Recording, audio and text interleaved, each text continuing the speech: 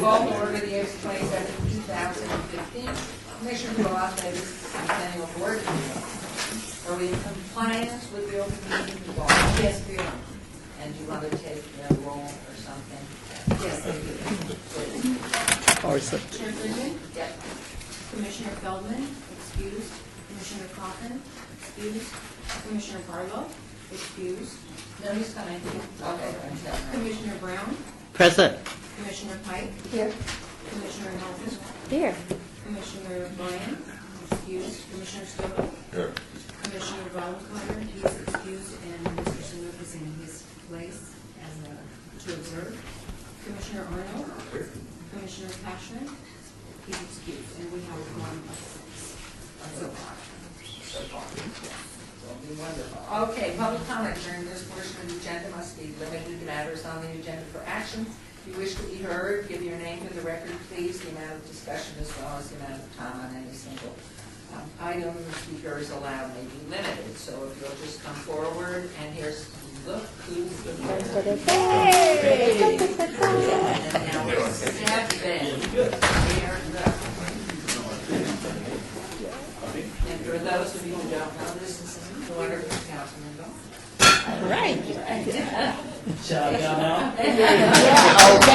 yay! Okay. Anyone? Please come forward and do state your name. I think everybody can hear. What are these microphones? Is a little better? Just for recording purposes. I have my back to the audience. I got that. They don't mind. Sure, they do. Hi, I'm Gregory Martin. I live at 2900 South Valley View in beautiful Las Vegas, Nevada. Yes. And I'm a citizen of the 1st District. I am the Executive Secretary of the 5th Ward Chamber of Commerce. I am part of the Outreach and Social Services Department of the Ruvo Center, and I'm the former legislative attaché for the 10th District.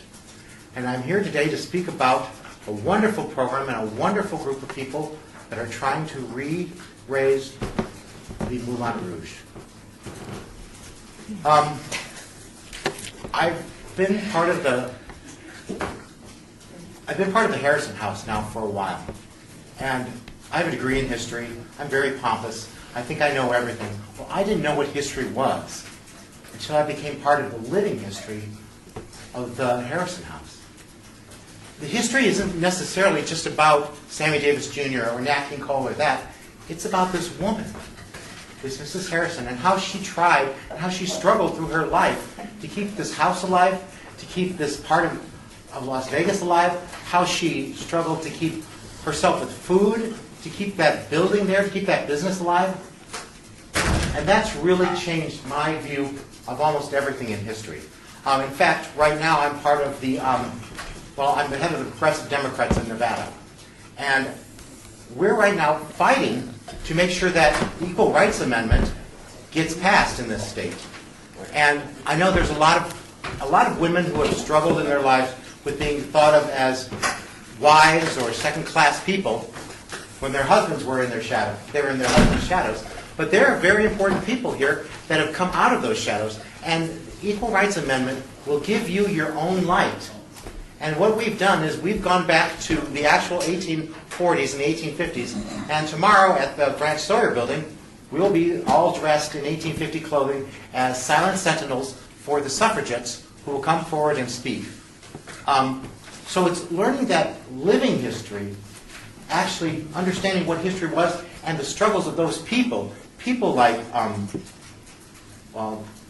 many of the suffragettes, and in fact Alice Paul, the writer of the ERA, her struggles in life and what happened there. So I am so looking forward to being part of the Moulin Rouge project, and we're going to blow your socks off. Okay, wonderful. Thank you. Thank you. Thank you. Anyone else wanting to come forward to speak? Okay, I'll close public hearing.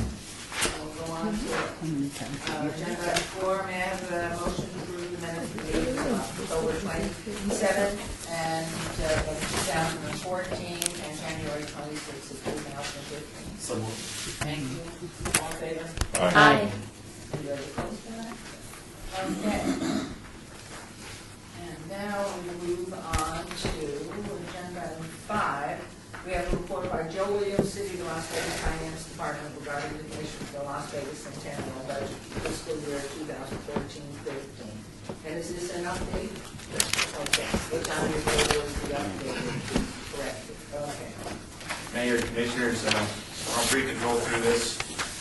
We, for the 9 months ended March 31st, 2015, we received $1,422,998 in plate revenues.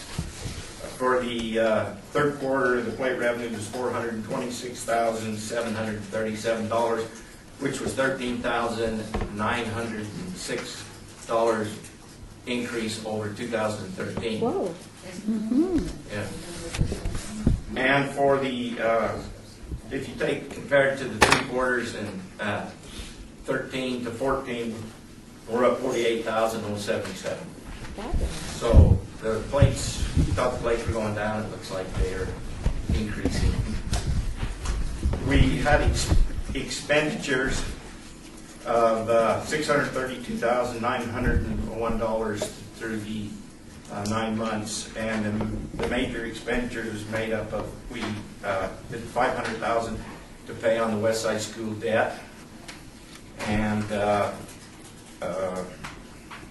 $26,708 went to the Mob Museum, and $10,000 to Desert Rose and various other projects for the $47,000 plus the $500 made up the change of $547,774 that we expended in the third quarter of this year.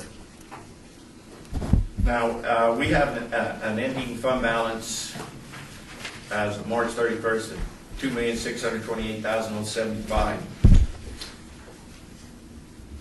If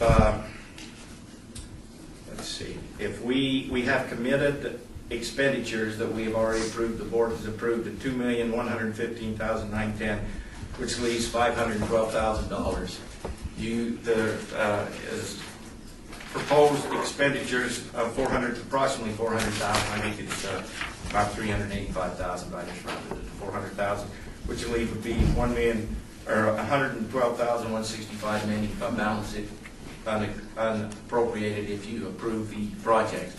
But we need to add back the plate revenues for the fourth quarter, which I assume would be probably around $430,000, which would put us back to about $542,000 ending fund balance, is what we should have at the end with all approved projects. Do we do anything to market the blades anymore? Is it on our website or anything? Occasionally, and it's usually this time of year, I'll have communications, just do a media release and just say, by the way, you can your plates, but haven't needed to do that. We'll probably do it since we're in May again. I usually have David do something. Maybe an opportunity with the Nevada plates being sunsetted, that we could start. And in memory. Oh, yeah, of the lady. This could be a very Yes. big. Yeah. Will you get a hold of David? Let's Yeah. plan something, and maybe with our city council, we could do a commemorative on, I don't think we can get it on by Wednesday, but on the 20th perhaps, or maybe we can, if you'll just ask David. Okay. And to celebrate her life and this, and Yeah. then we'll wrap Plus it all in together. It's 10 years since we had the Hey, don't Centennial take my thunder away. originally. Have thunder coming. It's 10 years since the Centennial. Even though the license plate, we actually did the legislation in 2001, it's a decade since the Centennial. So, Just a quick question on the budget. Did we, is there an amount of money we said we were always going to hold in reserve? Well, it was $500,000 you wanted to hold in reserve. Got it, great. Right, is what we did. And then there was one other thing. We received a refund back, and I thought this was quite interesting, of $20,000 from the Nevada Day Parade. So we gave them $100,000. They didn't use all their money, and they gave us $20,000 back. So. All right. That's a good thing. So let's go ahead and get David and put it on this first one of the month, Okay. if we can. If there's anything we need to do besides the best type of marketing that we can, probably press it around. But obviously something commemorative with her family Mm-hmm. How many in her family? Not that many I left, just, yeah. considering that her family, there were 9 children in her immediate family. And her father was our first county assessor. I mean, there was so much history. Her brother-in-law was Berkeley Bunker, who was a United States Senator, and there had lots of history Now, there. how many kids did she And have? Esther, would you The one daughter? Yeah. Yeah, I saw the. historical film, where would we get all the information besides Google? I just- I wonder. Topic. Yeah. I meant to ask you at the beginning of the meeting if I got a point of privilege and simply read the Nevada revised statute one line that governs what we can give money to. I can read that. Yes, I think that would be, let's do it at this point before we spend any money today. NRS is 482.37903. The focus of the program is to commemorate the history of the city of Las Vegas with projects, quote, relating to the commemoration of the history of the city of Las Vegas, including without limitation historical markers, tours of historic sites, improvements to or restoration of historic buildings or structures within the city of Las Vegas. So the statute is very clear. We can't go too far astray outside the city of Las Vegas.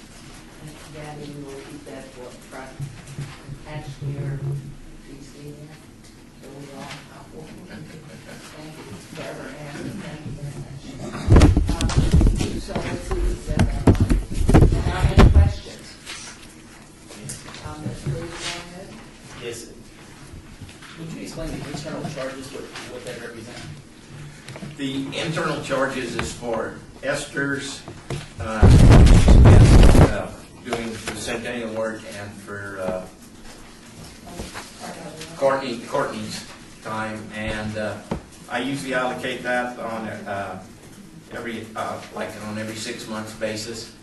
So you don't see any in this quarter, but I'll do it at the end of probably in another month. So on average, what is it that we're spending on the 2 of them? Well, And how much time? in prior years, it had been around about $135,000 to $150,000 a year, but last year was the year that Esther was vacant for a while, and we didn't have as much time charge, so it will be up substantially this year. Why do we call it internal charges? Well, that's just a county term we use in the city. The City Centennial attorney, because pays back to the city. right, it's city employees that are being paid back for their time by the Centennial, so it's a city internal charge. Okay, so it's a cost reimbursement. Correct. If you want me to change the terminology, I can. No, I was just wondering, I know that you mentioned that you use it as an internal accounting, but this is the first time that I've seen it in a spreadsheet as far as internal charges. It's traditionally operational or something of that. Well, we call it internal charges in finance. Okay. You know, when we, for the city, for instance, if one department does work for another department, it's internal charges for our purposes on the city books, and I can change the terminology for you. No, I'm not asking for you to change it. I just needed to know what it represented, being that I was evaluating the. Yeah, that's what it is. spreadsheet. I'll add it's mainly just salaries, reimbursement, salary and wages, so Right. I'll put parentheses on the side, Salaries salaries and and wages. Salaries and benefits, correct. Okay, I don't know. Thank you. Any other questions? All right, well, thank you very much, Joe, and we will now move on to agenda item 6, a report on the 2015 annual Eldorado Rodeo. That's Executive Director, Eldorado. You know what, you probably should have taken a motion to accept that report. So moved. Okay. All right. Okay. Please. Councilmen, members, and mayor. First of all, I'd like to thank you all for the check. We did receive a check about a week ago, and we will be using that up pretty good. Did it cash? Pardon me? Did it cash? So far. So far, all these all cool. I do thank you for that, though. It really is helpful. I'll go into the show report. I know you don't want to be here all day with me. With our latest startup this year, we have a lot of challenges this year. Oh, I'm sorry, would you please repeat your name? Oh, my name, Lee Butts, Executive Director of Las Vegas, South Colorado Rodeo. With a late start this year, we have a lot of challenges. Sponsors are there, but slow coming about. We have lost some, but we have gained some to some new sponsors this year. Parade is going great. Whiskerino at Main Street Station is going great. Our problem spots are our dirt, equipment rentals, have to have EMTs on site along with our EMTs at the rodeo grounds. Loss of vendors, not wanting to return to Simply Park location. We've only got 5 vendors right now, which we usually have about 25. They don't want to return to Simply Park location this year.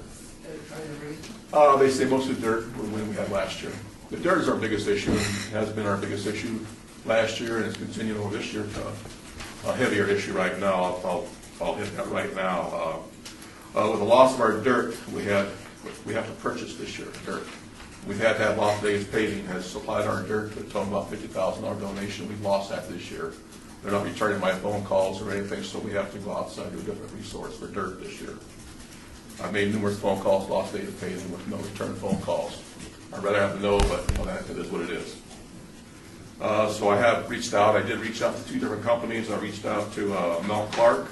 They came with a total of $60,000 for dirt. And the other one was Impact Sand and Gravel, and they came in a total of $48,000. This morning here, I made a call to these, try to get these things sealed up, so I have to do dirt testing on these before they leave their facility to come over here to the sensitive dirt facility over here.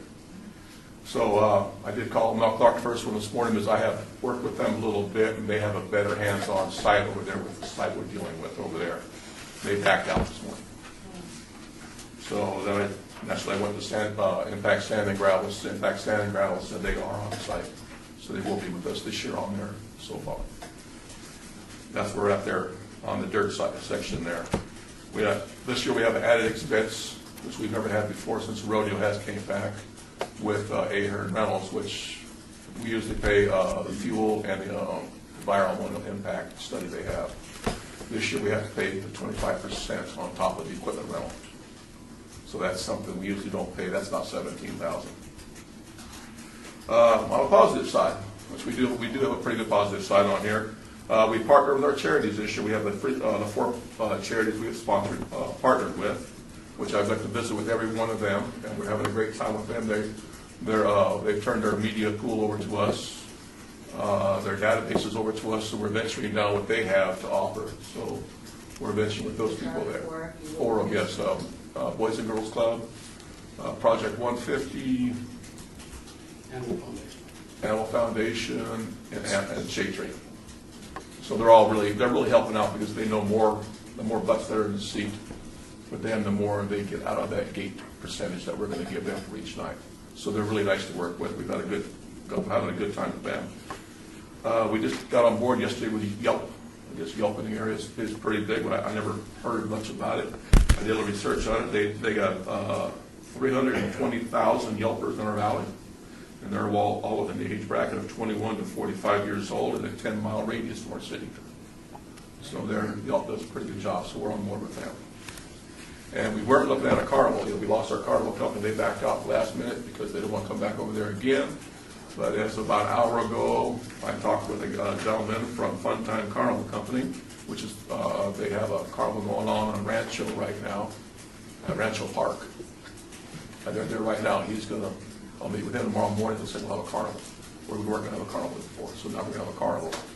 So like I said earlier, our dirt has been our biggest issue, and we're tackling it, and we'll get through it.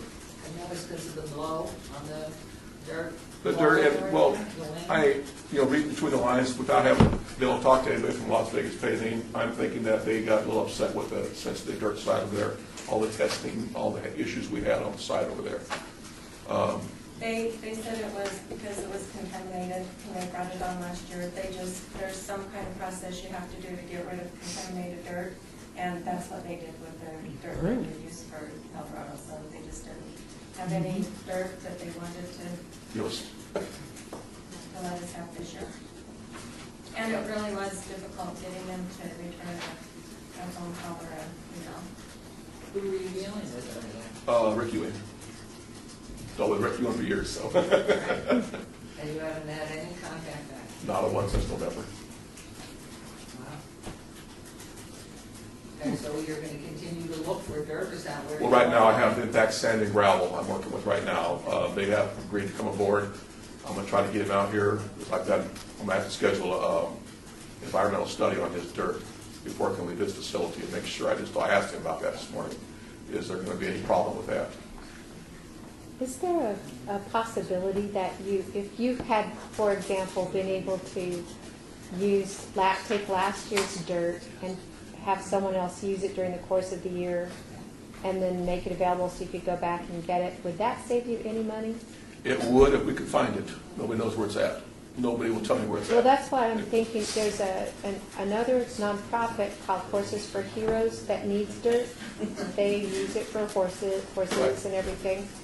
And I don't know that you might be able to do a kind of a recycling opportunity with giving them the dirt after the rodeo, and they'll use it during the year, then you can go back and get it next year. I don't know what kind of environmental implications that has, but I do know that the woman who runs that operation, Sydney has Sydney Mott. actually proposed that Yes. with these guys. We- There's a lot, I mean, you've got to have the equipment to load it and transport it. but getting it loaded and transported, I don't know how much of a cost that is compared to all the other Well, stuff. the cost for just the loading and removal and install is $48,000. Oh, So my that's not goodness. counting the dirt The then? dirt's about 17,000. There's 15,000 tons. Okay.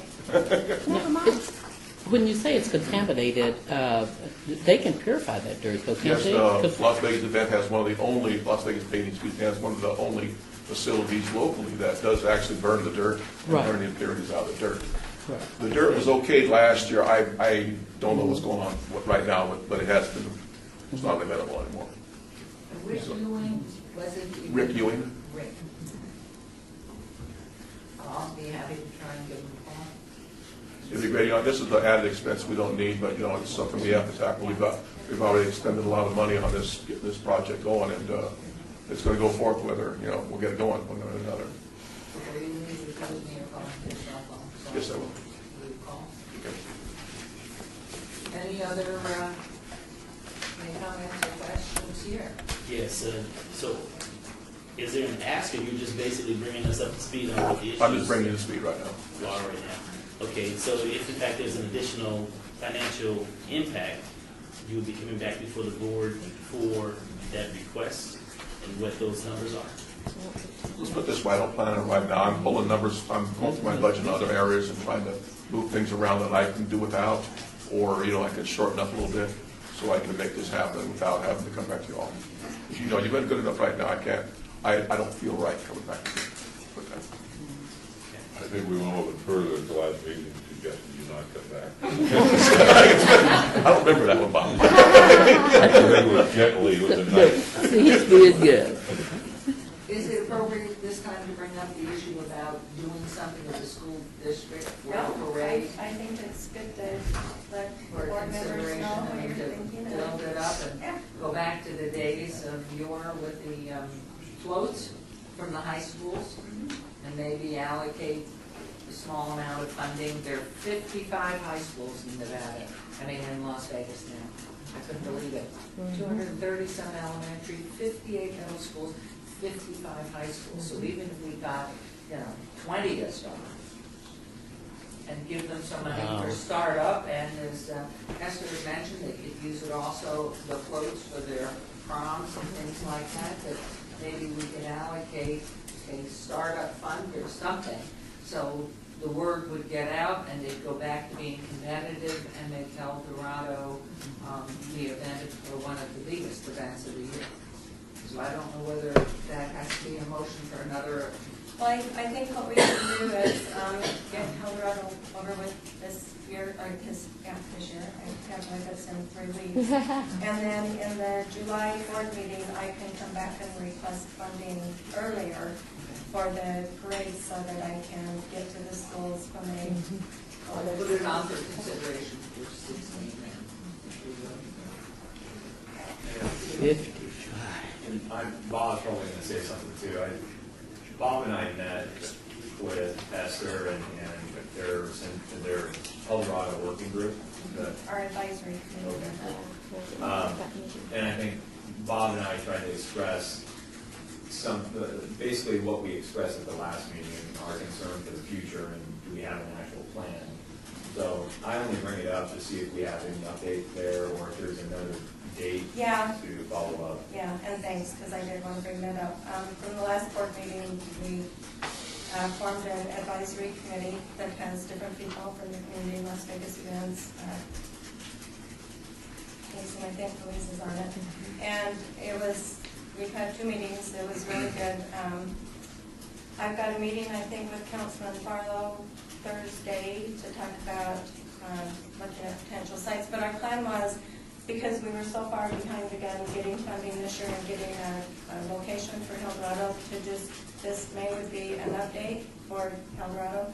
July, we will come back with a post recap of El Dorado, so you can see where we were at with bodies in the seats and ticket sales and what the overall was. And then in the October board meeting, we will present with you a plan, and hopefully we can, between Bill Arndt's group, Scott Carter, and everybody that's been helping us look at sites throughout the entire city, and a meeting with Councilman Barlow to see if he has any thoughts. But that's the biggest hurdle in keeping El Dorado alive, is a permanent location. So we're working on that, and we've got this advisory committee that's helping. It was a good meeting. It was a solid, it was a good start. I think it brought several people to the table that were unaware that there was some dissatisfaction on the part of the Centennial Commission on things like, we give them money and they pass it through and then they give it to a charity. That wasn't, that's not what we're geared for. That's not what we're charged with doing. We talked about a variety of things. There's the El Dorado Parade, there's the El Dorado Rodeo. Do we want to call it the Las Vegas El Dorado rather than the Elks? Is there a way that we can do all of this? The feeling was also that we took from this group that the Elks needed to step up a little bit more if they're going to be called the Elks El Dorado. So it was a real open discussion. There wasn't anything that was left off the table. There wasn't anybody feeling defensive. I think we made it clear that this commission supports El Dorado. I don't think we left them with that indication, but just that there's some money issues, and we talked about how much money, bottom line, is spent per person to get that person through. That was a lot of money. As I say, though, it was a very good discussion, but again, it was preliminary. And then the councilman, I think was at a city council meeting, asked staff to look for a place in the downtown area. So we just got to get everybody back on the same page and move forward. Well, and keeping in mind, last year we had the possibility of the soccer franchise, which obviously is off the table now, so that means until there's some meetings and something coming out of the EUD and staff or someone else, that gives you perhaps, not with the dirt issue, but another year. And then we have to decide, do we want to try and continually have the boundaries being downtown Las Vegas? Is there a place within the city of Las Vegas that we can still have the El Dorado? So there's some opportunities and some questions that will be answered that we move forward. When's your next meeting? When's our next meeting? I don't think I We haven't scheduled one. Not until June. Please. Yeah, I think we'll wait till after the first. And I know Esther and I will be meeting this week, but what is the footprint? How many acres would be satisfying for the footprint of the El Dorado? If you wanted to add parking to about 15 Acres? 15 acres, yeah. Add your parking on. We were over 9 acres over here when we were on the ski, or by the El Cortez. That's about 9 acres. We were on there, but we had the parking outside that. We can stick it on 9 acres with the carnival and everything. The carnival should be a little bit bigger, so it could be 10 acres, but 5 acres of parking would be pretty good. So If the public garage is built in a reasonable time frame too, and I don't know, Bill, if you have any information on the plan. I know the TID is still going through its process, but what would be the earliest that the garage? 17, 18. us say who he is. Thank you, Madam Chair, and Honorable Mayor Goodman. For the record, Bill Arndt, City of Las Vegas. We did approve a tourism improvement district at the April 15th City Council meeting. We're now in the design stages, so we're working on getting the design geared up. We're probably looking best case for construction start early calendar year 2016, and it's probably a year plus build. So you're looking at calendar 17 at the earliest, probably more realistically second or third quarter 17. And how big was that garage? How many? The plan is to build 1,200 parking spaces. I don't know what that number is. So what's your gate? What do you normally have? That would be good. We could fill that up every evening, and we'll need a little more. I think once we start getting a permanent place where everybody knows where we're at, we'll start seeing the growth. Right now, we're just bouncing around like a yo-yo, and we're not. So you can't see the growth. It's kind of sporadically. But once we have that home, we're going to grow. And just, people talk about me. I always say, where are you going to be at? Where are you going to be at? Where are you going to be at? Do you have an opportunity for you, Mayor? Do you have an opportunity to utilize the World Market parking or the surface parking that currently exists behind the Smith Center? This year could be a little ugly on that because you got Rock and Rio in town, and I guess they're grabbing up everything around they can get. Right now, we're going to have It's the same weekend? Same Yes, weekend. we're on there first May weekend. 15th. So it's kind of like I wish everybody would share calendars. It's all hard, but we can all benefit if everybody shared a calendar. County, But, Excuse me 1 second. Could you please, or someone, be in touch with David Bowers, because we have the sign that's going to go at Las Vegas Boulevard at Sahara, I checked that and out put there. underneath the El Dorado. Yeah, I've talked to them. No? It won't work. Okay. Yeah.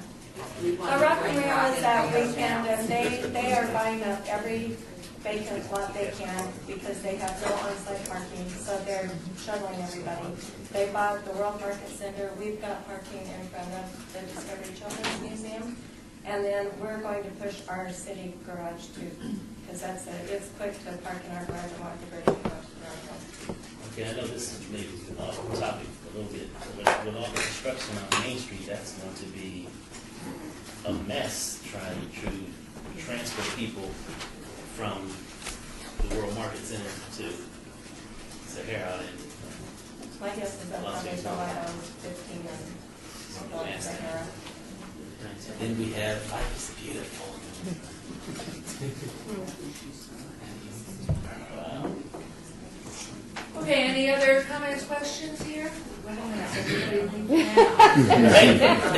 now. Don't go to any restaurant. Everybody just go to El Dorado. I'm gonna stay out there. Just stay home and We're gonna fight that weekend. Okay, we need a Oh, Lord, motion to close accept enough. the report or no? No, we do not. Fine. Thank you very much. Thank you. Please leave me your cell phone. You give it to Trish over here by the TV. Okay. They know how to make that phone call. Thank you all for your time. Thank you. Thank you for the.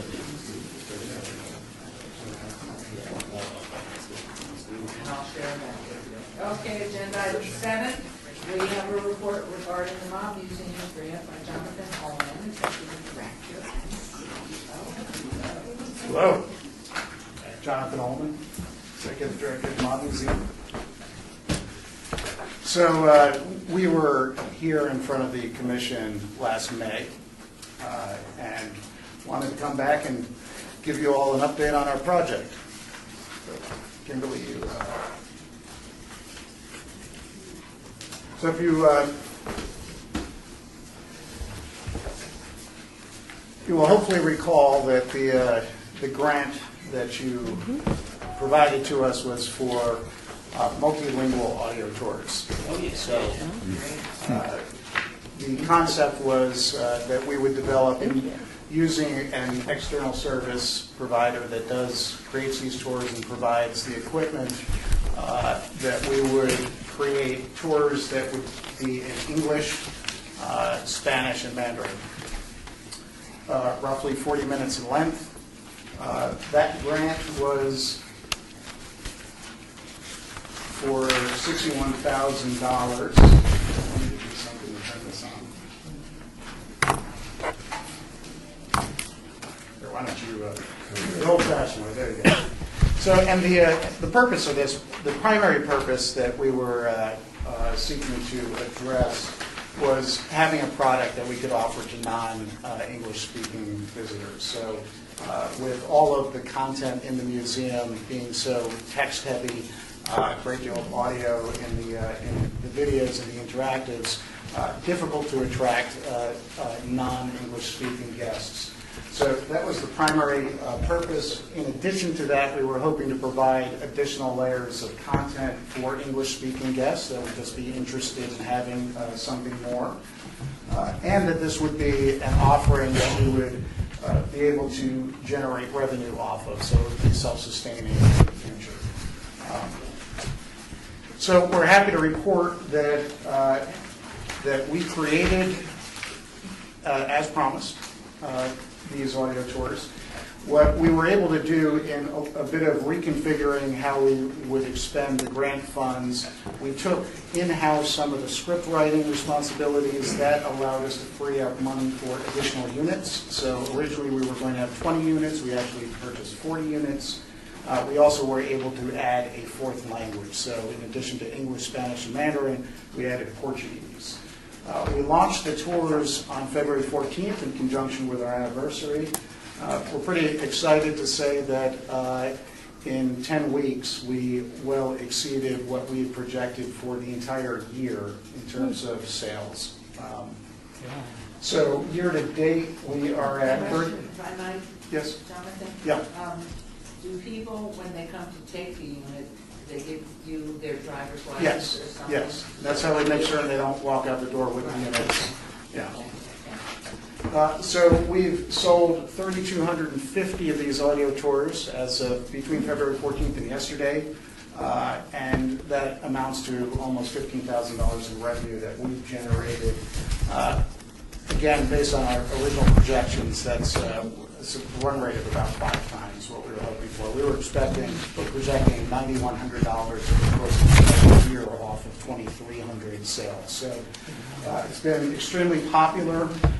The other thing that I just want to point out here, too, that's at least as important, if not more important than the number of sales, is that people like it. So the last thing we want to do is to be upcharging somebody for a service that they are ultimately going to be displeased with and say bad things about it. But we do surveying. When people return the devices, we've asked guests to fill out a quick survey. Scale of 1 to 4, the average rating is 3.6. So 3 being good, 4 being excellent. So What about the usage? Who's using it? it is right now. It is primarily English-speaking visitors. And I'll talk a little bit more about that in a second. What we wanted to do is just to give you an overview of the stops within the museum that people. So the way in which this works, and we have a few units that Kimberly's going to pass around in a moment. The way in which this works is you see icons at different spots along your visit through the exhibit floors. You press the corresponding button, and then you hear an explanation of the exhibit that you're looking at. In some instances, there's an opportunity to get some additional content that's not available in the exhibits. You press another button, and you can see some images right on the device, and you hear more information about it. Kimberly, you want to just give a little sample of what it sounds like? Hi, I'm Oscar Goodman. I'm the former mayor of Las Vegas, an attorney who represented some of the people you'll hear about today, and a member of the Mob Museum's board of directors. Welcome to our tour. This museum... Wait, I want to hear Oscar in Portuguese. So that's we'll give you a sample of the Mandarin introduction. 这个博物馆主要介绍了美国犯罪的起源和发展史。 Now, it's not spoken as Oscar Goodman, but it's a similar introduction to the tour. And we've tested this with Mandarin-speaking guests, and we know that and these will all go through testing at the service provider, but also we've done additional testing of the scripts, written form, as well as the actual audio. Feel very good about it. Here's another sample.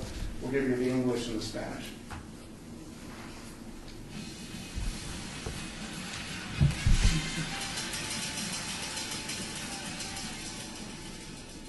people learned from the Kefauver hearings that mobsters considered Las Vegas a wide-open city. That meant gangsters from anywhere in the country could try to make money in Las Vegas. Kind of like England. Mhm. Kind of like England. I wonder why. That was it. Now the Spanish version.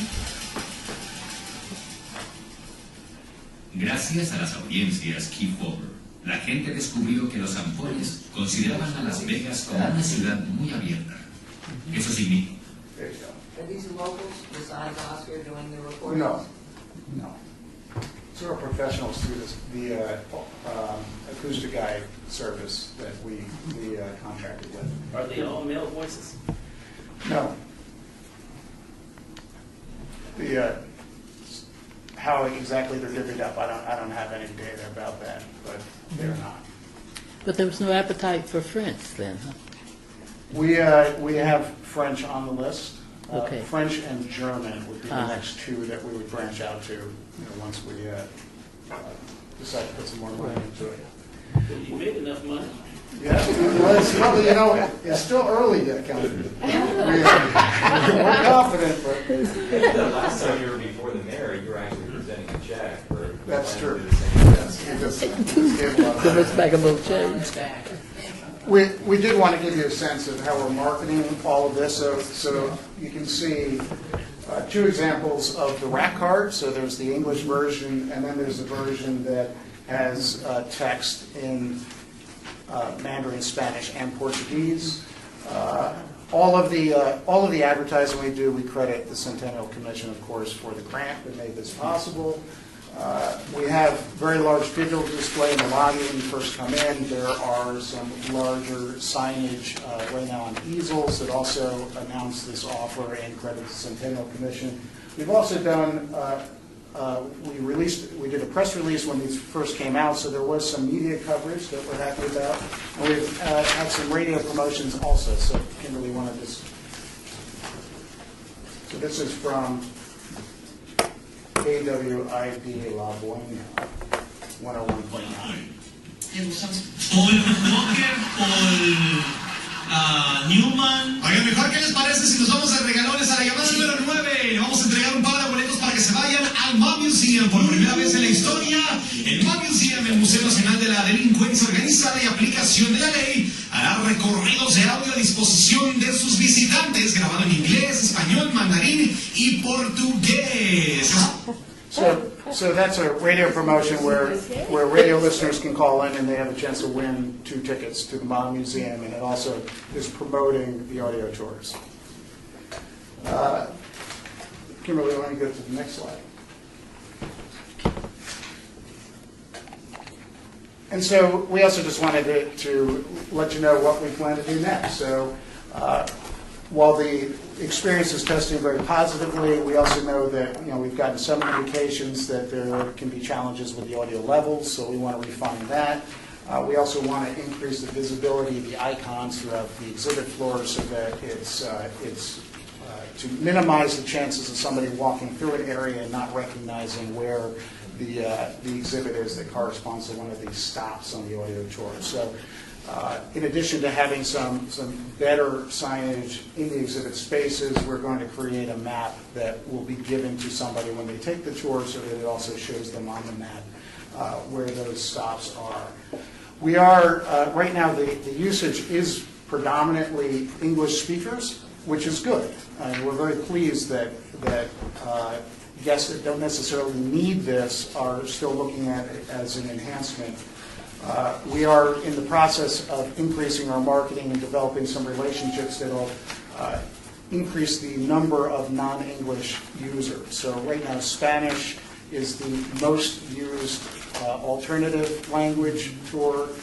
We want to crack that Mandarin speaking market, and we've made some nice progress in that regard. We are out promoting these at various chambers of commerce. So we were at the last meeting of the Asian Chamber of Commerce. We're going to contract with CHD, which is a destination management company that specializes in Chinese tourists. So they are going to be a broker for our tickets that will also include these tours. And then we are looking at purchasing additional devices as well as expanding the languages. Do we not have, Mayor, do we not have, doesn't the convention authority in the state of Nevada have a tourist bureau within China? We have an office in Shanghai, yes. In Shanghai, so it seems that we would be able to pick That'd the be great. And everywhere else, they're on. And 12 other locations now. Yeah. Seoul, Tokyo, that's, Wonderful. I don't know about Portugal. Brazil. Yeah, Brazil, yeah. And that's really what drove this, was Yeah, no, we the can- Brazil visitors. Is there appetite to hotels for your tent cards that say that these are, for advertising the Mob Museum, we got 160,000 rooms? Are there tent cards in there, and also at the bottom of the tent card it says that these tours are? So we are in hotel rooms in a variety of ways, whether it's tent cards or on the in-room television advertisements. We have not, we've not added this particular offering. So we've, again, we just introduced this in the middle of February.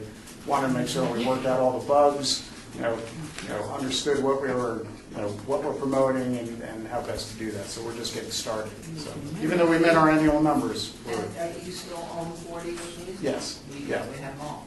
Hooray. Thank you. So we're grateful. Thank you, everyone. Well, any questions? Thank you. Jonathan, this is awesome. We love it. Esther was really extremely helpful as we were kind of navigating our way through how we were doing all this. So I see you in about 5 years coming back here for the funding for the bronze statues, much like in 5 years. Williamsburg. 5 where months. people take pictures out front. We'll be back. Okay. A great photo op. All right, I need a motion on this one. I'm just reading instructions. You have all of them from the tourists, just try to get them from us. Yeah, okay. You are on. We have a report regarding the grants of the Hunter's Theater by Joey Famis, Michael Corn,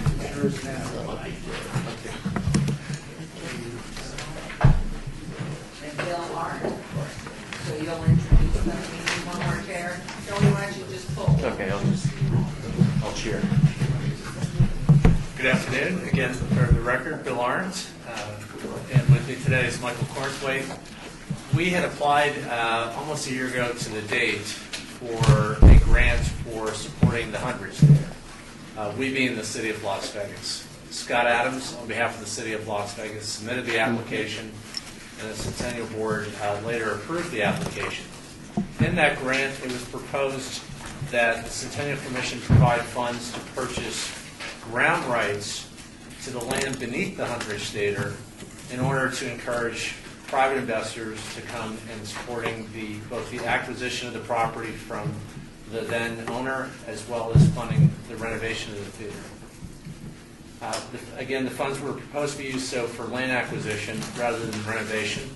There were a lot of questions and a good bit of deliberation at the board meeting at the time of whether or not funds should be used for this purpose versus renovation costs of the theater itself. So we've been working with the private partner, Hunt Ridge Revival LLC, over the course of the last year, and I believe they had some positive news to share today about where they're at with advancing the project. This may require a change in the grantee of the funds from the city of Las Vegas to the entity that's going to be buying and renovating the theater. And I believe that it would be appropriate, after hearing the report, to schedule an item for a future agenda to consider that. But the city of Las Vegas overall is supportive of the project. We believe that the Centennial funds could be used to further the historic renovation of the theater and go into hard costs of renovating the building, which is consistent with the Centennial program guidelines. So with that, I'll turn it over to Mr. Cornthwaite, and he can give you an update. Good afternoon, members of the Commission. I'm Michael Cornthwaite, and I'm just here to give you an update on our progress at the Huntridge. As of right now, we have a new partner, a private party, that is willing to provide us with enough cash to close on the property. And there's some conditions that are associated with that, one of which is that we will be able to use the $1 million from the Centennial Commission to use directly for tenant improvements, and that we can do this in a very relatively quick period of time. So our hope today is simply, as Mr. Arndt said, to be clear about what the intention is. Our intention is to close on the property within the next few months, make sure that these funds are available to us to improve the property directly, and to move ahead as quickly as possible. But this is obviously good news for us, and hopefully good news for you and for the community surrounding the Huntridge. Thank you. 3 questions that I can have right off. What happened to the lien on the property? Well, one of the conditions of us moving forward, and we'll obviously have a due diligence period of time, would be to make sure that they can deliver a clean title. Secondarily, if the money transfers for the restoration or whatever the development's going to be, then your new partner would own the land? Yes, so we would collectively, we would have a new entity that we would own the land together. Own the property. And is that entity a for-profit entity or a 501c3 will it be? We're still trying to figure that out because this is relatively new. We've just met probably 3-4 months ago, so we've been working through all of these details. But there's a ways to go. There would be several entities involved: operating entity, holding company for the real estate. But definitely, at some point, there will be a nonprofit or multiple nonprofits. And the last question, which is more legal and more financial, because this is a work in action, this $1 million, does that, for this fiscal year, that become available to the committee here for use, and then we pledge another $1 million later on? How does this work? Well, we've got the $1 million is already accounted for right now, so the budget you have has that $1 million accounted for. Yeah, for a different project. For a project. And in the past, what we've done is just rolled at the end of the year, any existing budget, we rolled it over at the beginning budget into the next year, and then added any new projects for the new fiscal year. I'm sorry, I was mumbling, that's not what I meant. This group said, here's some money to the city council for a specific to buy the land. Right. Now it sounds like the deal is going to change. And so that means whatever million we gave last calendar year comes back, and then we're going to have to give another million. I guess you could keep the $1 million and we could just change the rules. But if the deal's going to change, and I think that there was a big discussion about whether or not the city of Las Vegas, although the Centennial Commission, could actually give a private business $1 million. There was a lot of discussion about whether or not that was it, and so that's going to be interesting to see where is the $1 million going. We felt the city could buy the land, That would get us by. but that would get us through the wiggle spot.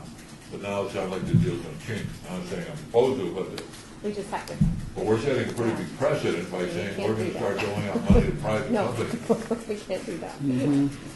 So I think as you come back, what is your, to the best of your ability, what is your timeline for the leases to fit, so you'll know if you're going to apply for 501c3, which takes at least 6 months anyway, and what you're going to, how you see the.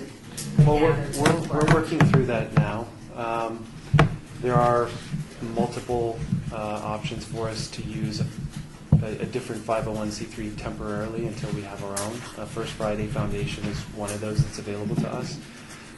So we actually believed that since the spirit of the Centennial Commission was to go into restoration of historical landmarks, that this would be a better, more appealing use of the money than buying the dirt, which we were happy, and we thought that the commission would be happy about that too. That it would go directly into the improvement and the maintenance of the property. So that's where we are at this point, and this is a sticking point for the investor as well.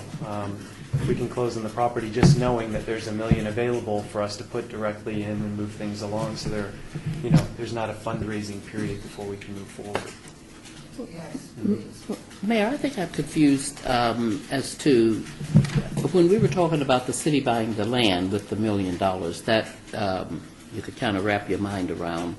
But I'm having a little problem understanding that we can commit $1 million to a entity that is not a 501c3. I think it's important for this group that we get your answer ASAP. If we can't, then you need to know that in front you got the other hurdle, which is also with the AG's office and the State Historic Preservation Office to get the liens. Although I think that the covenants run through July of 2017, but even if they expire, the liens will not necessarily, obviously you're going to have to deal with that. Sure. And so that may require another public meeting to get that suit resolved. Well, these are, you guys are just expressing the same sentiment that we have and our investor has. It. We have no intention of getting into a sticky situation or something that we can't make successful. And that's the last thing that we want to do. So our intention is close on the property with a nice clean title and then move ahead with $1 million to put directly into the property, improve it, get open in a reasonable period of time, not 5 years or 6 years, maybe 6 months, 7 months, 8 months. What's our next normal meeting? July 26th. And Member Brown? Go ahead. yes, if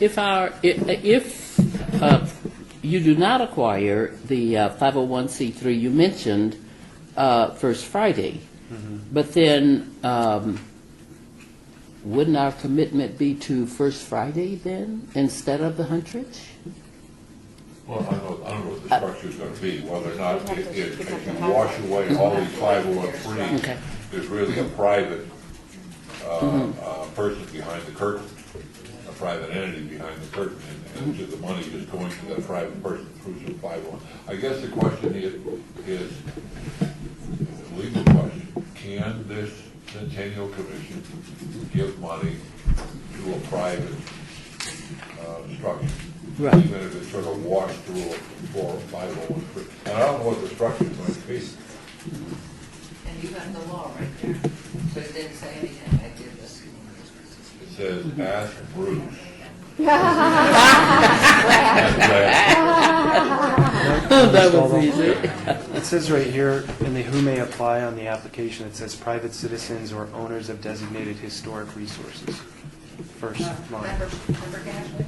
Well, yeah, I mean, obviously, they're in a situation where it's still in flux, and we don't know when we're going to hear a proposal at some point next time down the road, I was just going to make a meeting down the road as to the business plan and the structure. But, I mean, if they formed a nonprofit whose sole purpose was to preserve the property, and that was who we gave the money to, that would be all right. That nonprofit would then lease the property from an operating standpoint to generate funds to be able to maintain the property in its restored condition.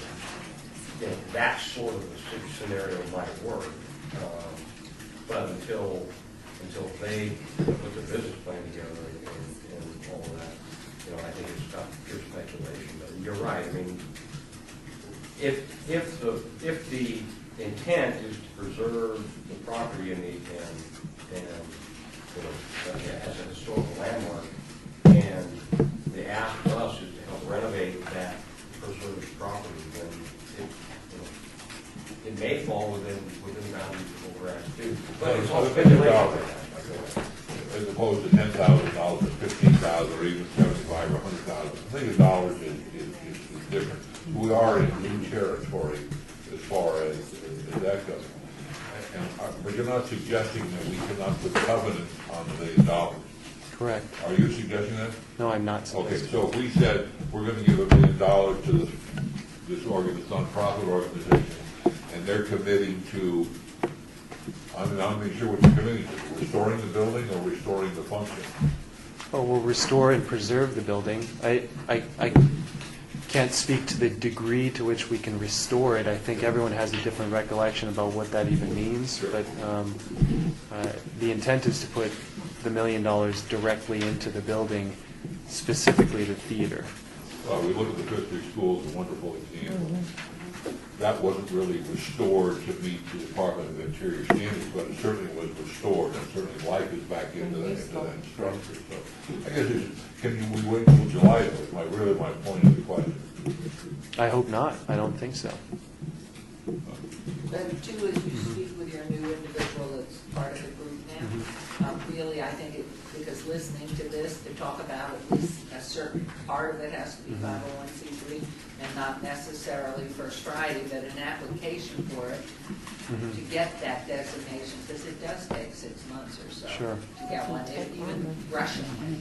So, I mean, to at least go ahead and get it and crystallize that piece, then attend to the others. The only other thing I wanted to ask Bill was, and I can't answer it, is does the city, or has the city gone out on a purchase of property, period? Do we ever go out and just buy a piece of property, the city? We do, as the city of Las Vegas, go out and buy property for various purposes. And I think that's why we proposed the original transaction to buy the land beneath the building. I think what Mr. Cornthwaite is proposing, to me, fits the guidelines and the spirit of renovating the theater as far as putting money directly into the renovation. Now, what you decide to do is a matter of policy. I think that's your discretion. I defer to Brad on what parameters you have to live with. That if in fact the city bought the property, just as a concept, and flattened the hand, that has nothing to do with the Centennial Commission. At that point, that you're just buying property with the intent to flatten it and get rid of the historical piece, that would not be something this commission should be involved in, is what I'm trying to get to. That's correct. Just for the record, though, I'm not aware of any plan of the city of Las Vegas to require flattening. I realize that, and I know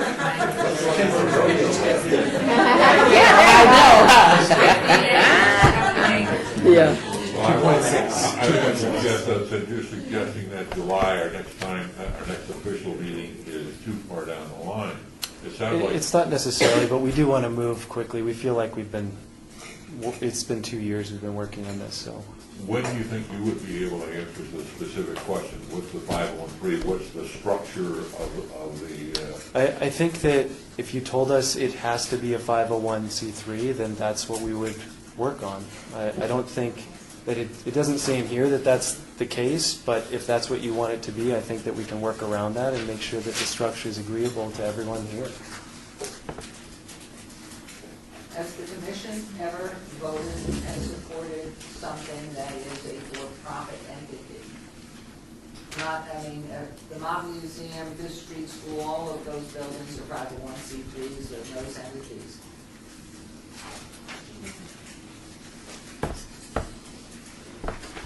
I think we have supported privately owned property. I seem to remember someone coming with a historical house, or maybe I can't remember if they actually funded that. Well, like Junior League owns a historic building, but Junior League's a nonprofit. I can't remember. The Junior League's 501c3. So I can't think of one that's not. I think we have support, I know we We did consider. the skate club where They're 501. 501c3. So I think if we can get some historical background, we'll check on that anyway and be in touch with Michael. And as a board, do we want to, is that really where we want to go? What's the spirit? Well, that would help, I think it would help them right now to have that crystallized, because Yes. then that becomes the front runner. And I think at least from the sentiment everyone seems to be expressing is that that would be the preference, because we're concerned about the precedent that could set for someone who was a for-profit. And since you could characterize it that way, that would probably be best for us, less heartburn. We like it too because 501c3s make more money than private. But the other piece too, when you listen to member Cashman's comment, let's assume that the monies were put into the redevelopment of the 100, whatever the business is going to be ancillary, all those little leases that could go out could be to anybody. If the building itself is a 501c3 Yeah, but it's- historical, The purpose of the entity that we give the money to is to restore the building, right. and that's 501c3. Okay. That entity can then lease space To from the for facility profit. to operators to help generate revenue and, Sure. and continue the ongoing maintenance and support of. Still would like to see some, and I'd like to go back and read the minutes of that meeting that we held where the money was given to the council. A lot of discussion through all these topics, and I think that there were some advisory opinions from the city attorney's office during that meeting that the city could not buy the building. There was something. And then the second thing I'm worried about is, not worried about you guys. But we restore the building, and then all of a sudden, it's leased to the Crazy Horse Five. I mean, You've already Joy. had the application. that's for 3 and 4. I mean, how is that money, how is the taxpayers' money going to be used in that building? I think that's, and what does it represent? So the question is, first, what are we asking of them to come back with? Are we asking them to come back with a 501(c)(3) structure that this is how the money is going to be used? I think we need some advice from the city attorney in that area. And most importantly, I think to them too, I mean, that is to dictate that it has to be a 501c3, and then as you reorganize and think about it. Did we have any deadline as to how long we were going to hold that money aside? Do we need to make sure that we, I mean, as I recall last year, we were setting it aside. Yeah, well, Did we do a time limit so Yes. that it's in danger, or that we need to? it's accounted for in the budget. We just have been waiting for direction to see what's happening. So now we've got, and, you know, I guess if these guys get a plan together, that's something, and Brad has done a little research, we need to call a meeting for this, depending on everybody's schedule. The next meeting is July 27th, It so. would seem, you know, that really isn't, this weekend's May. So it's May Yeah. and June and 3/4 of July. That's not a whole, in my opinion, to make your determinations with your new partner and thrash this out, and if in fact you decide you don't want to do a 501c3 and it doesn't work for you, certainly you would know that pretty quickly. And then come back to us in July with your plan. I think if I could, If you want to say who you are, I'm sorry. yeah, I'm sorry, Joey Vanitz. If I can just address a couple of those questions quickly. Our new partner would like to put in a 45 to 60 day close offer on the property. So we are excited about the prospect of trying to move quickly. So we have had several discussions about the operating entity, the structure of the property, owning entity, etc. One challenge that we have is the investor, and every investor that we've spoken to, none of them like the idea of the land ownership, which was what held everything up the last time, nor did the current owners, the Mizrachis, who are going to carry a note on the property in the previous structure. Our investor is not going to come in and donate $3.5 or so million.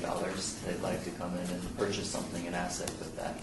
Now the physical property is probably going to be held within the structure because that's what the investor, and most investors would like to see. The operating entity is the one we've discussed, which we would like to see be a nonprofit. We're just trying to work through the details of that and which one it would be. We discussed potentially using the First Friday Foundation nonprofit because it does exist. It's not actually the entity that operates the First Friday event at the moment. It's designed to promote the arts and all things related to the arts outside of just the monthly event. That's the purpose of it. It's a very broad stroke. So we thought it could be used for that purpose, but the operating entity would be responsible for restoring and the ongoing maintenance and operations of the company. So as Mr. Cashman suggested, I think that's a structure that we've talked about and have been trying to work through the details of. So it could very well be that is the receiving entity of the grant. We may come back to you, I just wanted to put it out there, we may come back and request meeting in advance of. If we don't want to lose the investor interest, he's a great investor. He also has the same ideals for future use of the property as we do, which is arts, entertainment, education component, a lot of serving of the underprivileged community and providing them with education in the arts that could lead to jobs, things that would already be lined up once they come through the school program that would be there. So the use is... We have had meetings in between, and so if you just let Esther know, she can give us as much advance notice. And Okay. just come back to us with any questions, but I think you really pretty much, I don't know how your partner's looking at it and eventually is going to buy the entity and then put it back in a for-profit way, how that works and what the city, so I think with Brad Jervik here, as far as any of the issues that you deal with, how it's structured. And so if you would just be in touch with Esther, if this is confined to a time limit so we can satisfy what you're doing. But I think there is concern, I mean, I could just see the line out the door for coming in for businesses that are private businesses coming in for a long-term grant. Well, some of that line Not can even go a away loan, a with grant. the covenant. Yeah. Sure. I mean, part of the reason that the current owners got the building so cheap was that there were covenants to the building. And the covenants we would follow, likely would follow what the state does, which follows what the federal government does. And for $100,000 or a grant of $250,000, there's a covenant of 3 or 5 or 10 years. And as you get to $1 million grants of funding, the covenant lasts a lot longer. And so there is some guarantee to the general public that the money, taxpayer dollars are going into the structure and not going to be flipped within 30 days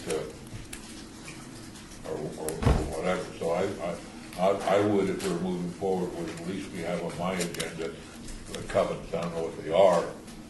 I mean, they sound like it would match some of the things that the investor wants to do. And they need to be livable covenants. It's not for eternity.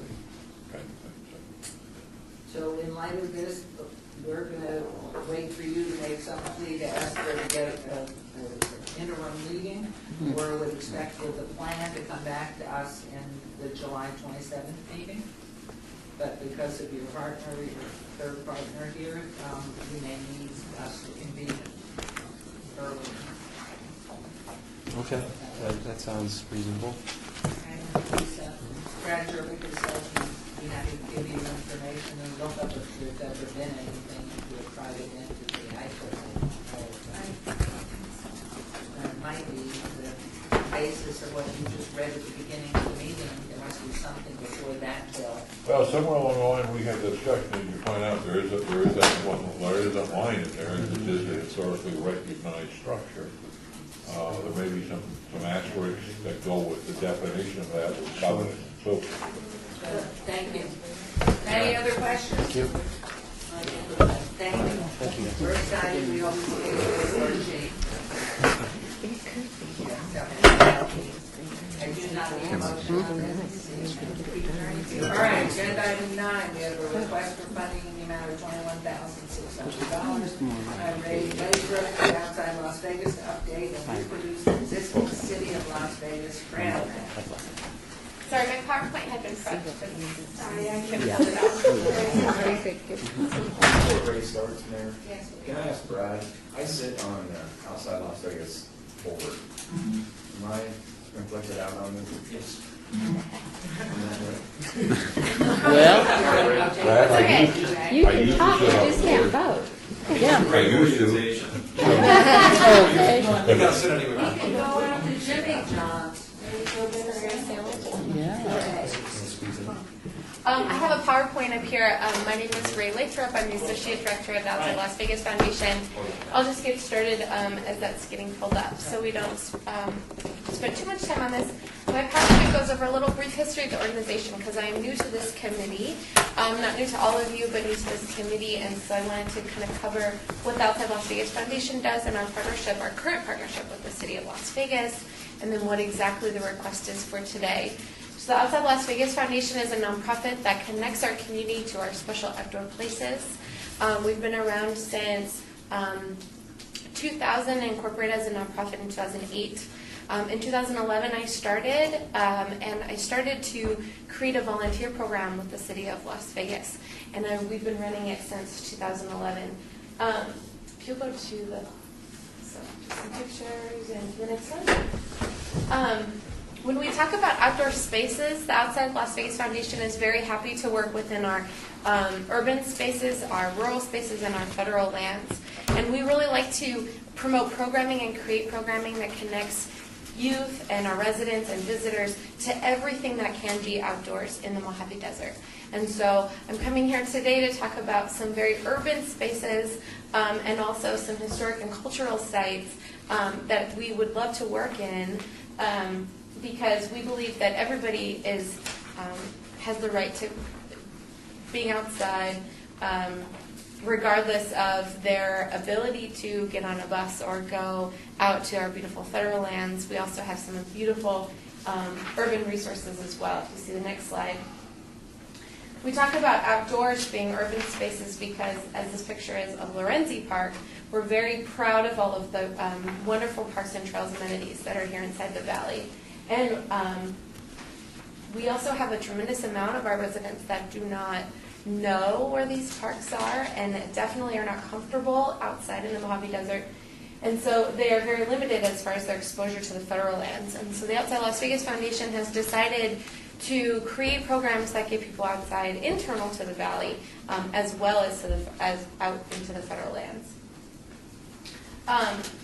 The vision of Outside Las Vegas Foundation is to really create a community that enjoys, values, and protects our outdoor spaces. And so we create programming on recreation side, guided hikes. We have a meetup group that's really getting people to first enjoy the place that we live and how wonderful all the outdoor spaces are.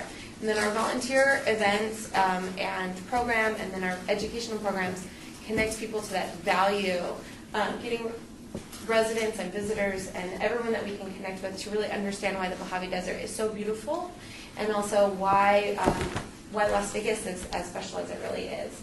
And we hope someday that everybody in the valley becomes an advocate for protecting more outdoor spaces and also being a part of the creation of new ones. So here's just some fun photos because I have a screen, so it's going to show you some great photos. Enjoying, value, and protect, some photos there. So breaking some new ground. Jane Pike's in that picture. Our Adopted Trail program in the city of Las Vegas has been active since 2011. In 2014, we hosted over 1,300 volunteers. We've gone an increase every year since 2011. We're really trying to get people to understand what it means to be outside, but also to care for the beautiful places that we have. We are always accommodating Eagle Scout projects, church groups, civic groups, school groups, really anybody who's looking for some volunteer options. We try to get on the city limits. And then in 2013, we started education programs. We've been able to reach in 2014 over 19,000 people in our outreach programs. We provided 27 field trips last year, and this year we'll probably accommodate about 90, looking for grant funding that pays for school groups to go out. So we're bringing these together in this grant application. We're really hoping to combine what we do best in programming volunteers and getting some of the historic and cultural sites integrated with our outdoor resources as far as what we already create. So there's a picture of an activity book. I have created a folder for all of you in front of you right here.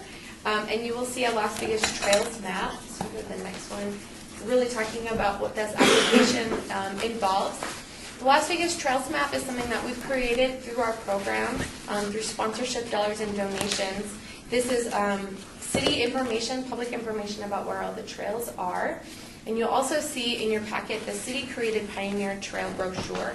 And our proposal this year is to actually combine a lot of the cultural and historic sites that are existing inside the city limits, most of them now being parks and trails, into our Parks and Trails map, which we're really excited about. So we'd like to basically take this opportunity to update the map that we've already created and also include a lot of the things that the Centennial Commission is very proud of promoting, the historic and cultural sites. In addition, we would like to create volunteer events that on portions of the Pioneer Trail or within the cultural corridor, so as to bring new people to these spaces. Specifically, we are going to work within the schools closest to these two resources, Ruth Fife Elementary School, Twin Lakes Elementary School, and Robert O. Gibson Middle School, and create very specific place-based information about the cultural, historical, and outdoor resources for those schools. There's a sample of the Children's Outdoor Bill of Rights activity journal in your folder as well, which we have created, which we would like to also tailor and print for every student to have. So we, in your folder is a list of all of the places that we would share these maps and all the schools that we would like to target as far as our outreach efforts. But really our application today is just to promote all of our historical and cultural sites as they relate to the work that we do and getting people outside and caring for all of the beautiful spaces that we have here in the city limits. Actually, 12 slides. So you're updating this? Yes, we want to update this. We've gotten feedback because it has been circulated for about a year.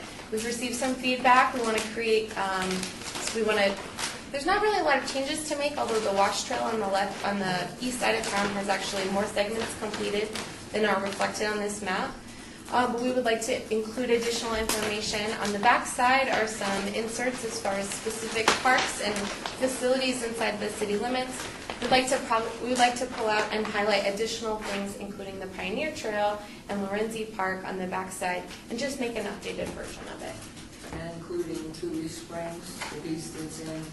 Yes, we would love to do that. Okay, Include the partnership with the Park Service. Yeah. Now, this was printed in 2011, 12? This is our second City of Las Vegas maps. This was probably printed in 2013.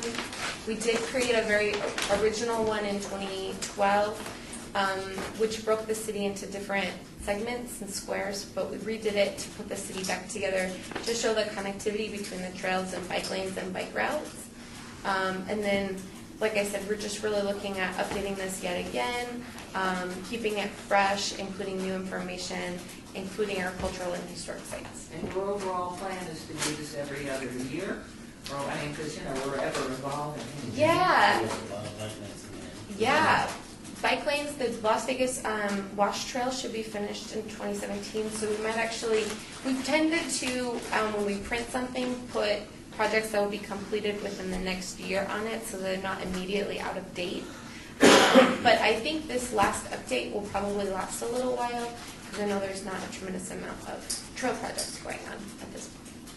Well, as you look to Sky Canyon coming in Ward 6, and the other trails, it's just, is this very closely coordinated with our economic urban development and our public works? With public works, yes. We receive, the Outside Las Vegas Foundation does a lot of work within open space and trails planning, and so we have a standing work group meeting with monthly through the Regional Planning Coalition, so we do meet with all the public works and planners, so we make sure that it's the most accurate information possible. And who does the printing? These were printed by Las Vegas Color Graphics. Do you go to bid on any of this? We have received additional, we have gone out for several quotes. They have always returned with the best value, but we will always go and get several quotes before making it. Comes back to the board, or? Not at that level. It's not. To a certain. It's not high enough. Real quick, I think we received notice last week of some award. Yeah, this is going to be announced next week at the 2015 Bicycle and Pedestrian Summit. But we have been named the 2015. Just speaking to the microphone. We've been named the 2015 Bicycle and Pedestrian Organization of the Year in the state of Nevada. Yay. Thank you. What portion much Because of the the overall city- cost is this grant? The 21, because we don't have a budget Oh, here. for, what are you Oh, actually actually, this is, spending this? the I mean, what's 21,000 is just a special side project of the Adapted Trail Program. And fully funded, the Adapted Trail Program at this point is over $100,000 because we're doing volunteer events within North Las Vegas and Clark County, and we've got resources going into all of the more regional projects. So our money's not going into improving this? That's something that the Historic planning pioneer department built. Ours is, so Plans it's and- going into this? It is going into the next version of the map. Yeah. I guess what I'm I'm just asking not is, seeing will that Las Vegas story yet. Centennial It will absolutely be included on the new version of the map, as well as the new version of the activity journal that will go into the hands of And this is all for the downtown schools. Las Vegas and not downtown Summerlin. We are only talking about downtown Las Vegas.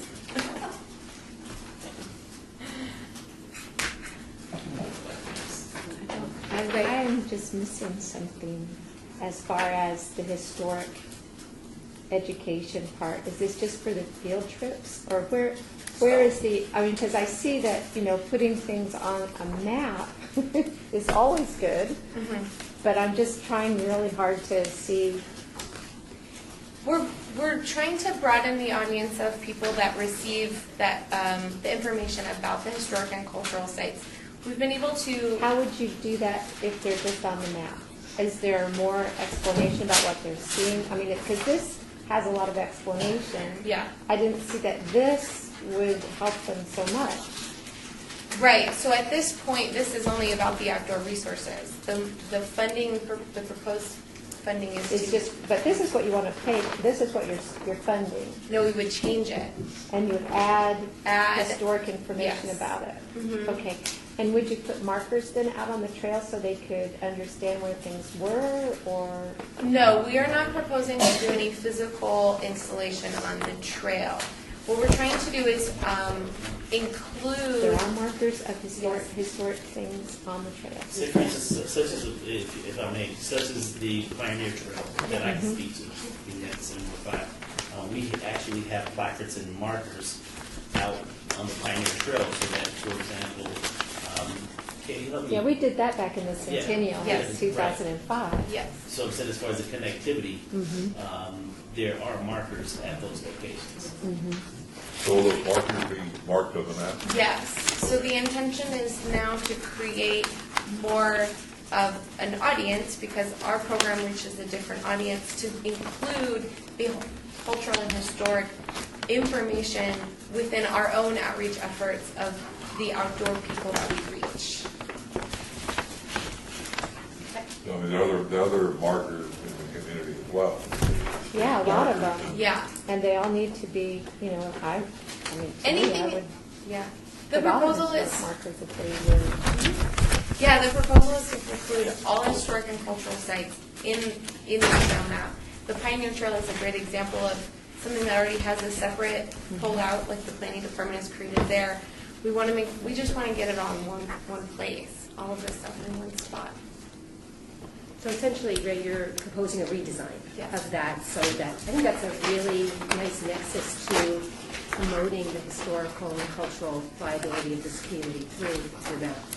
Would this be anything that would also be online, or would you have a app for this, or a QR code so someone could follow along on their cell phone if they wanted more information? Yeah, this map is, because it's been produced with public funding, and this will as well, the redesign, is available for free on our website. And we often send people to our website to look up more information about other places that they'd like to go to. The Pioneer Trail, being a designated trail, is actually included in the Neon to Nature app, which the Health District has created now as an app, a freestanding app, which promotes all of and shares all of the information about every trail in the entire valley. So we'll make sure that all of the markers are included on that app as well. Once we get them on this map, we can go back to the Health District and include that information on their app. Yeah. I'd like to make a motion to approve. Excellent, is there a second, please? Second. Thank you, all in favor, please signify by Aye. Anyone opposed? You can get the You didn't even have to. I wanted to see more of what they're going to do. Thank you I don't very much. see about the last And year. I have that piece back number. There's a lot of stuff that needs to be on this. Sure. Okay. That was $21,000. All right, we have a request for funding in the amount of $100,000 by Madeline Gillespie, Las Vegas Natural Famed Las Vegas Natural History Museum for the Harry Reid Center's collection. So, if you would announce yourself and tell us about it. Marilyn Gillespie, the Las Vegas Natural History Museum. About a year and a half ago, the Natural History Museum became accredited with the American Alliance of Museums.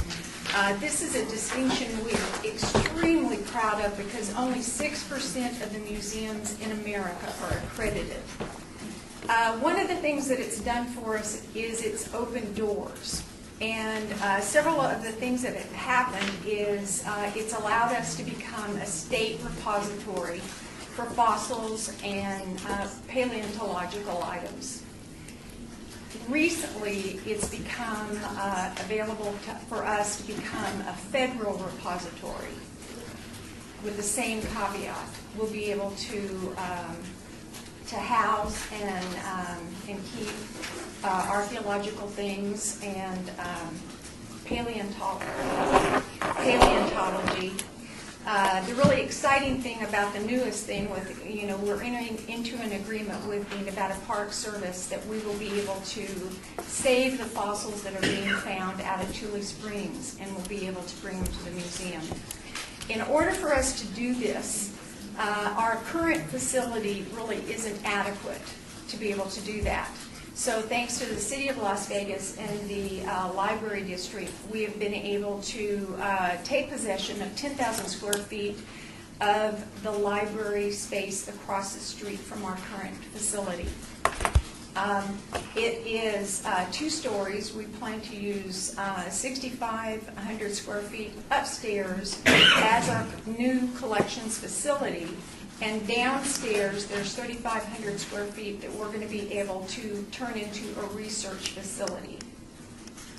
The funding request is actually to be able to change this facility, to be able to turn it into, raise it to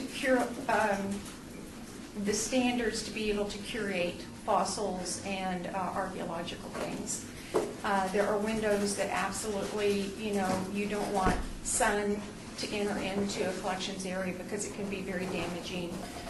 We also have to get a humidifier because you want to be able to have constant, humidity and air conditioning. One of the things that's very exciting is there has been a collection, it's called the Harry Reid Center Collection.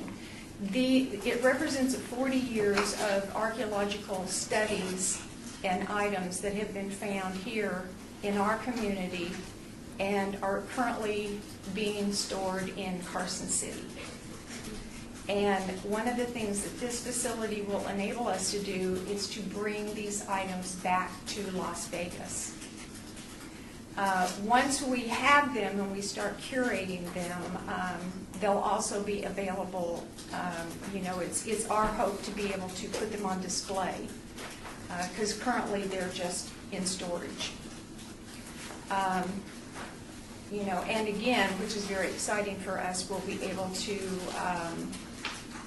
some of the items that, if they find fossils out at Tule Springs, before this repository started, what would happen to them is they would go to San Bernardino, California. So what this facility represents is we're going to be able to save our things, our history, and keep them in our community. In your itemization, I don't see anything for transporting all of this. As far as the things from the Carson City, they're going to pay. The state is going to, it's actually, those things are under the jurisdiction of BLM, and they're housed right now in the State Museum in Carson City, and the BLM is going to pay to bring them down here. Couple quick questions. This material was stored at UNLV at the Harry Reid Center. Yes, And then UNLV basically said, you got to get it out of here. right. That's occurring across the country. Museums and universities are getting out of the business of housing federal BLM things. They're running out of space. Just box after box after box. Every time there's a power line that goes in, the BLM or some federal agency has to go out and check and see what are the cultural and historical things that's there. None of that gets stored. So UNLV says, please move it. BLM tried to find a place for it in southern Nevada. They couldn't, so they put it in commercial storage. They could not afford the commercial storage, so they got a hold of the state, and it was moved up to the Indian Hills storage area, which is exactly right, a part of the museum, but it's near the Stewart Indian School. It's not in the museum building. Now the state is running out of space, and they need to move the material.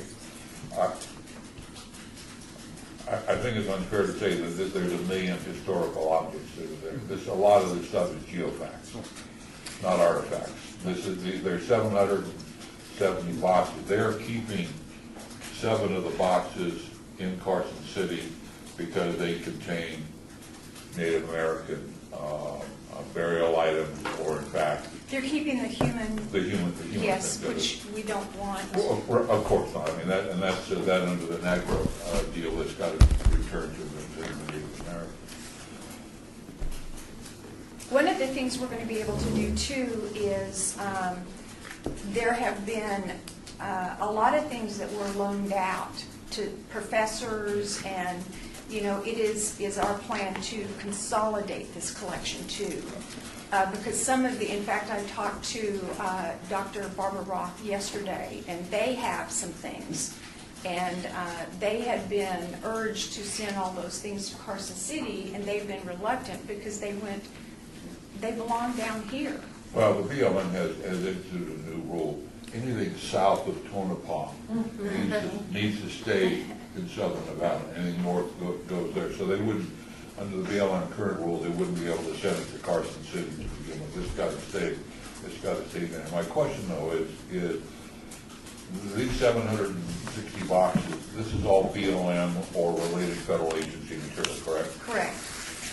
Are they paying you any sort of a monthly, yearly, quarterly fee to store the materials? Yes. Under the budget that I put within my grant, you'll see a DOI, the line item DOI, and that's actually from the agreement with the BLM. So that's $50,000, but that's a one-time fee. It is, it's 1 year. And so how long are you committed to keep this up? Right now, we're looking at a 5-year grant, or a 5-year period, and we are currently working on an agreement with them to do a grant for $50,000 a year for 5 years. Okay, that's in essence the same sort of grant they've got with the northern part of the state is $50,000 a year. Why are they not kids? I mean, my hesitation with this is material not from within the city of Las Vegas, but it's Tonopah and Pahrump and Lincoln County and things that we are subsidizing the federal government. They should be kicking in a lot more money to set you up to take care of this material. It seems that $50,000 is not a lot of money. Actually, this proposal isn't just for the Harry Reid Center collection. That's a big part of it to get it started, and we're going to be getting funding from them. But our hope is that we are creating a repository, and so that other things, not just this collection, but other things will be able to stay here. And as I stated, fossils from Tule Springs, would go to San Bernardino. Which they've gone for years. I guess Right. my question, you mentioned 3,500. Where I'm going with my question is not the value, but is I'd almost prefer to see nothing from Tonopah or Pahrump or Laughlin or Lincoln County, I'd like to see, because you'll fill up with Tule Springs. 3,500 square feet is nothing. Well, the 3,500 square feet is will be the research How facility. much storage space do you have? We'll have 6,500. And how much will these 770 boxes take? I honestly don't know because they told me like it was a linear feet, and in my head, I'm not sure what it was, but we will have, the first thing we're going to be doing is moving our current collection across the street to this facility. And then we will start getting those. We have actually talked to the people at the BLM to see if there are some things that once we get into it, because it represents 40 years, if there's anything that can be deaccessioned. Because but part of it is this collection really hasn't been analyzed and curated, for a while. So, that's one of the tasks too, is some of the things can be deaccessioned. And our ultimate goal too is to, get some of this stuff on display instead of just in a box. I was at Tule Springs this morning, going to the trenches, and they have huge hopes for a great deal coming into the museum local Yes. from here. And I'm hearing what you're saying, and I think it makes a great deal of sense. Why do we want to do the repository for the rest of Nevada unless that were going to the Nevada State Museum? And they turned it down. They don't have the room. The Las Vegas museum here turned it down. They don't have the room. It just would take up too much Yeah. space. Well, I know your dinosaur can't even stand up. You're still answer too long. And knowing that you're going into the combined old discovery and library facility, if all of this comes down, how does your expansion for what you're doing in the Natural History Museum beyond what is here in a collection, how do you manage that? At this point, the museum is 25 years old, and we filled up our collection room many years ago, and we've been turning down collections because we haven't had the space to be able to do it. Currently, my collection is in a 1,500 square foot room in the museum. And you are turning down. And we are turning things down. The state of Nevada is to the point, it hasn't announced it officially because they're trying to figure out, including moving the stuff out of the Indian Hills. They may have to stop accepting collections of Nevada items, not stuff from the BLM. The downside is if the BLM has no place to put this material, it slows down development of federal land, whether it's solar power or whatever it goes. So there's a real conundrum here that the federal government and the state, somebody needs to get together and build a repository. And I know that's not a nice word, we've had other repositories proposed in our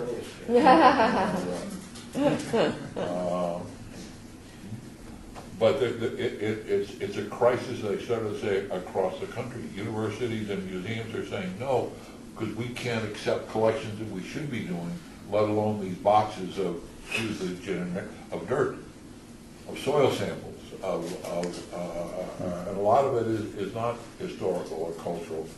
It's simply geofacts, not artifacts. So We haven't gone through it enough, it hasn't been curated. Well, this stuff has been gone through. A lot of the stuff is 30, 40 years old and 20 years old. What you have done is nothing but amazing with the History Museum and begged, borrowed, you haven't stolen anything yet. Begged, borrowed, and steal and kept that place opening and growing, and this move across the street I think is wonderful. But and I don't want to put the BLM in this category, but there's almost a deal with the devil here.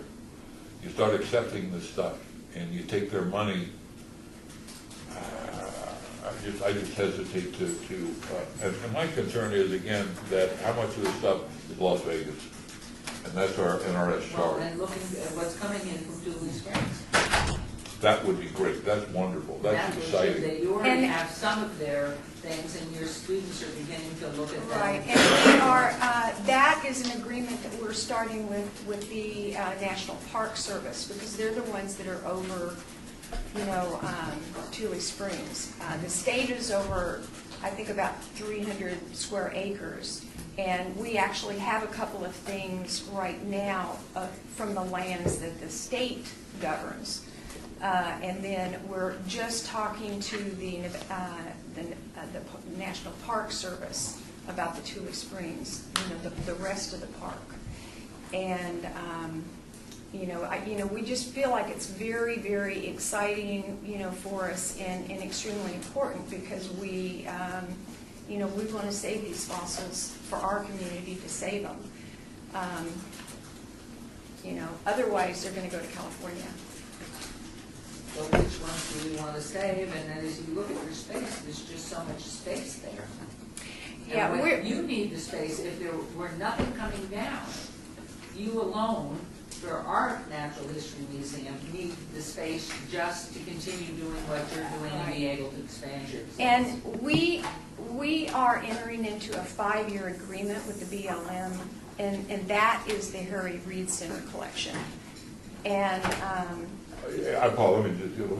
This is not the Harry Reid collection. This is the collection that was at the Harry Reid Center. Yes, which is yes, over there. Harry Reid didn't collect this. right, yes. It's just what actually the BLM calls it, just because it was there, and and that's just the name that they've stuck on it for now.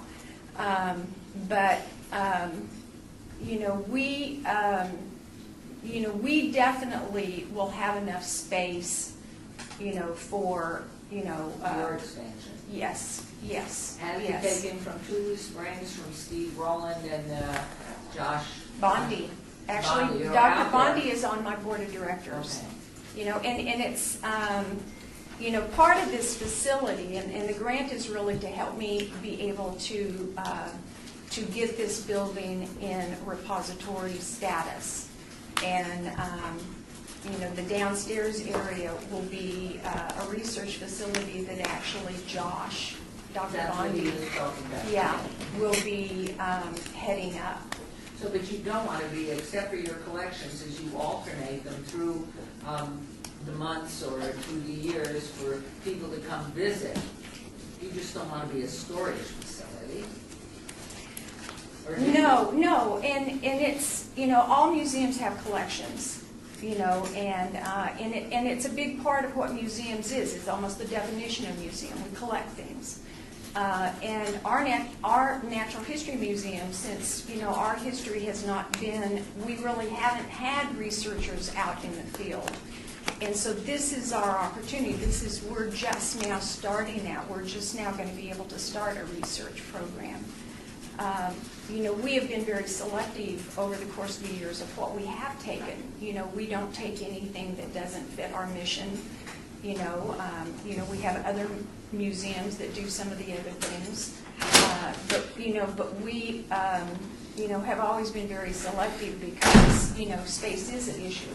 Space will always be an issue. But how about, exhibits of our Native American population? I think of the Natural History Museum in Manhattan, and whether you're... And that's one of the things that once we get these things, we will be able to go through, and we hope to create an exhibit. We've never done anything about Native Americans yet, because we've never had anything to be able to Do you have display. space for that, or if you take this collection in? This Yes. store, this huge, it sounds to me from... Because there's collections areas in museums, and then there's display areas. And so we hope to be able to take some of the items and put them on display for the public. And are you allowed to dispose of the things that you don't want? It has to be an agreement with the BLM. It's something that, to evaluate, what can be deaccessioned. They basically take $250,000 over a 5-year period, $50,000 a year to keep the 700 boxes. Then the BLM would have to come in and say, you know what, these are just geofacts, we don't need these anymore. These are really artifacts, we're going to keep these. But they have a real de-accession process. And the reality of it is that they're doing a lot of that around the country because they just have boxes and boxes and boxes of stuff that So just are we doesn't. taking our Centennial money to store their stuff? They are paying? No, we're helping store the material. And the question is whether or not we want to do that. I don't think we have any problem storing Thule Springs material. That's very exciting that you're working on that. Right, and it's the repository is not just going to be the things from Carson City. It's going to also be for the Thule Springs things too. So it's, the funding is to enable us to turn this building, which was part of the library, into a repository, into something that we can curate fossils and archaeological things. I don't have the budget for this or any of the details, so I'm asking, is this for capital improvements to the new building that will allow you to do that? It is, there's several things. Some of it is for staffing. So about a quarter of it's for staffing and about 72,000 is for Physical getting building. physical, yeah. One of the things that we want to purchase is a humidifier. That's very important, for a collections area. There are windows in this room. We have to, cover the windows over so that sunlight doesn't come in. That will actually also help with the heating of the area. Here's my two concerns, if I could, just quickly, not finish up, I'm sorry. Is one is that we're going to take their money and they're going to, is the $250,000 a year, is this just for the 700, or are you committed to take whatever they give you? At this point, it's just for the 750 boxes that will be coming down. Okay, so they're willing to give you $250,000 over a 5-year period to store these boxes, and they're not saying, I'm worried about the deal with the devil, that you take their money and all of a sudden, everything from southern Nevada is going to start coming your way and filling, and you won't have room for Thule Springs. That's my worry about it. The second worry is that this is not Las Vegas.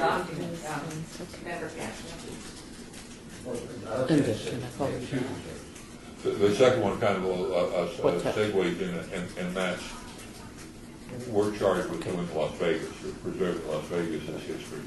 And this history is from all of southern Nevada. Thule Springs, I jump up at the table and help you carry the boxes in. Like I said, this project is actually so that we can house, if we took the Harry Reid Center stuff out of it, my budget really would be the same. I would still have the same needs, to be able to, Right. And one of the things that the BLM assistant is going to help us do is they're also going to help us. That money is going to go into the facility to help us be able to, to be a repository for years. I think I see it as the BLM, the contract with BLM gets them started, it's $50,000 a year of operating funds. I think the prospect of the city supporting the museum with a $100,000 grant to build a repository facility for what long-term is going to ultimately end up being Thule Springs, because that's what's important, is a meritorious request, and I would make a motion that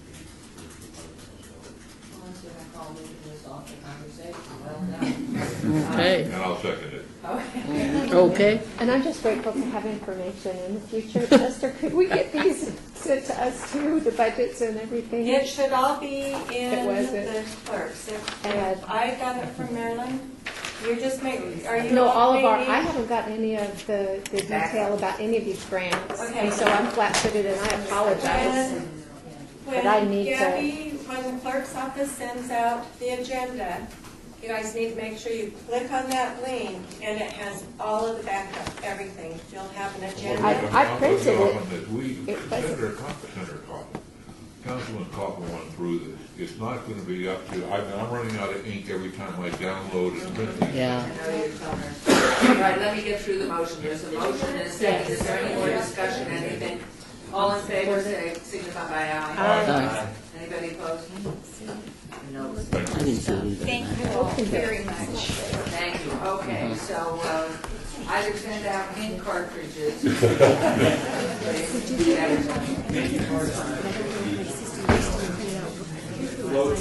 you find it in your email? Yeah. Just pull out Mrs. Stone. This piece. That's why they get the link, so they can print and have time to review it before the meeting. That's what I would like to do. These are the minutes. Oh, I can print them and have them here if you want. But they'd like, I think, Louise. But if you- I just wanted to make sure I had them in advance so I could be prepared when I show up. Yeah, so that's why when the clerk's office mails them, you'll get the link, and you can go right on, and you don't even have to print it, you can download it, or I mean, you can just open each file. Thank you, Marilyn. So my printing Congratulations. was. They're so excited out there about the Julie Springs. I think Very excited. ready to ship it. Thanks, Esther, I see it. Okay. But I'm not All right, saying. thank you. We'll move on to agenda item 11. We have a funding request amount of $15,046 by Ann Parente, Forgotten Song Foundation, Inc. I got the agenda. Recognize youth. They came separate. Okay, where are we? Do we have it last?